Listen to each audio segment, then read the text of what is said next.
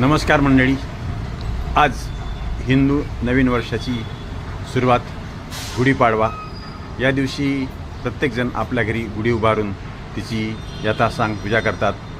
हळद कुंकू वाहून गुढीला उदबत्ती निरांजन ओवाळून आरती करतात आणि या प्रसंगी गुढीकडे सर्वांना चांगलं आरोग्य प्राप्त हो अशी प्रार्थना करतात आणि नवीन वर्षाच्या या पाडव्याच्या दिवशी चांगली शुभकार्याला सुरुवात करतात.